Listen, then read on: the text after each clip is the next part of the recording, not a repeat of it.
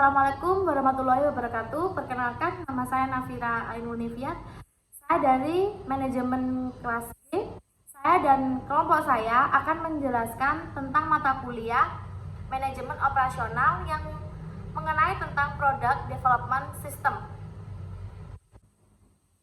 Product development yang pertama itu penciptaan ide atau ideas.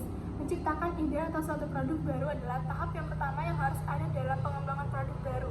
Dalam proses penciptaan ide baru ini, pihak perusahaan harus mampu mengikuti berbagai upaya sistematika dalam menciptakan produk baru. Umumnya akan ada banyak sekali ide produk dalam proses penciptaan ide ini, tapi tentu saja semua ide tersebut harus bisa dilanjutkan ke dalam tahapan selanjutnya, sehingga akan ada banyak sekali ide baru yang terseleksi pasca melewati beragam syarat kelayakan dalam satu ide produk. Oke, yang kedua pengembangan dan pengujian konsep. Setelah menemukan ide, produk dan penyaringan ide, maka hal lain yang harus dilakukan adalah mengembangkan konsep dan menguji konsep produk. Dalam hal ini biasanya konsep merupakan hasil dari upaya pengembangan atas berbagai ide yang sudah diseleksi, yang mana konsep produksi tersebut harus bisa dinyatakan dalam bahasa sehari-hari, sehingga bisa lebih dimengerti oleh target market dalam satu segmen. Yang ketiga ada pengembangan konsep. Dalam hal ini, pengembangan konsep dilakukan untuk mengembangkan ide yang sudah diseleksi menjadi suatu konsep produk agar bisa diproses lebih lanjut. Untuk itu, dalam proses development harus dibuat beberapa alternatif lain yang bisa disesuaikan dengan keperluan pasar yang dinilai paling menarik. Yang keempat, pengujian konsep. Konsep baru yang sudah dikembangkan wajib diuji lebih lanjut dengan target konsumen yang dituju dalam skala kecil terlebih dahulu. Berbagai konsep ini bisa disajikan dalam beragam bentuk. Untuk beberapa jenis produk tertentu bisa disajikan dalam satu gambar ataupun deskripsi kata. Intinya, pesan penting yang ingin disampaikan oleh pihak perusahaan harus mampu diterima dengan mudah dan baik oleh target pelanggan.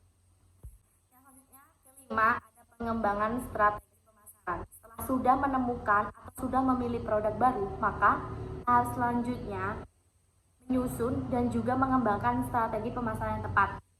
Strategi pemasaran yang harus dikembangkan akan dimulai dari strategi awal, yakni meluncurkan produk baru ke pasar sampai produk tersebut bisa diterima oleh pasar dan mulai menampilkan perkembangannya. Yang keenam yaitu analisis bisnis. Tahapan selanjutnya yang harus dilakukan jika sudah memutuskan konsep produk dan juga strategi pemasaran adalah melakukan evaluasi terkait daya tarik bisnis pada produk yang sudah ditetapkan sebelumnya. Dalam tahapan ini, nanti diperlukan peninjauan ulang terkait proyeksi penjualan, biaya dan juga keuntungan penjualan dari produk baru tersebut. Tujuannya adalah agar bisa mengetahui seluruh faktor tersebut mampu memenuhi tujuan utama perusahaan. Apabila nantinya hasil analisis bisnis ternyata menunjukkan nilai yang positif atau sudah sesuai dengan tujuan utama perusahaan, maka produk bisa dipindahkan pada tahapan selanjutnya, yakni tahap pengembangan produk. Penjualan tersebut bisa diperoleh dengan memantau riwayat produk lain dari perusahaan. Akan lebih baik lagi jika produk tersebut masih dalam satu kategori tertentu. Selain itu, bisa juga dengan memantau produk yang sama di pasar, memantau perkembangannya dan apa saja yang harus dilakukan dan dihindari demi mencapai hal tersebut.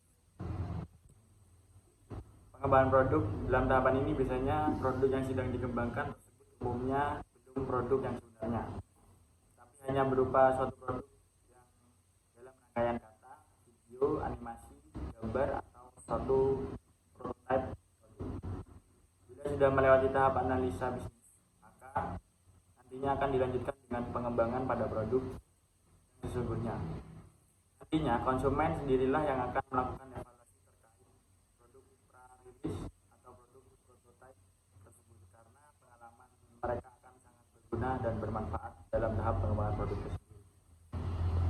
Selanjutnya yang ke-8 yaitu uji pemasaran. Sebelum satu produk benar-benar diluncurkan ke pasar yang diiringi dengan strategi pemasarannya, maka sebelumnya harus dilakukan uji pemasaran pada pasar yang sesungguhnya, namun dalam skala kecil saja. Dengan begitu, maka perusahaan dan pihak pemasar akan bisa mendapatkan gambaran dan juga pengalaman terkait pemasaran produk tersebut. Sebelumnya, nantinya benar-benar dijual dalam skala yang lebih luas, yang mana hal tersebut akan memerlukan biaya pemasaran yang sangat banyak. Dan selanjutnya yang ke-9, komersialisasi. Tes pemasaran yang dihasilkan seharusnya sudah mampu memberikan gambaran terkait prospek pada produk tersebut. Berdasarkan hasil dari tes pemasaran tersebut, nanti pihak manajemen perusahaan bisa memutuskan apakah produk baru tersebut bisa diluncurkan, ditunda, atau bahkan membatalkannya. Nah, jika manajemen perusahaan sudah yakin ingin meluncurkan produk baru, maka pihak perusahaan harus mempersiapkan berbagai kegiatan lain, yakni kegiatan komersialisasi yang dimulai dari persiapan produksi dalam kapasitas yang lebih besar. Persiapan untuk kegiatan peluncuran produk baru seperti promosi penjualan, iklan, distribusi dalam cakupan yang lebih besar, serta berbagai kegiatan pemasaran lain. Terima kasih. Sekian penjelasan dari kelompok saya tentang mata kuliah manajemen operasional. Saya, perwakilan dari kelompok saya, mohon maaf dan saya akhiri. Wabillahi taufik wal hidayah. Wassalamualaikum warahmatullahi wabarakatuh.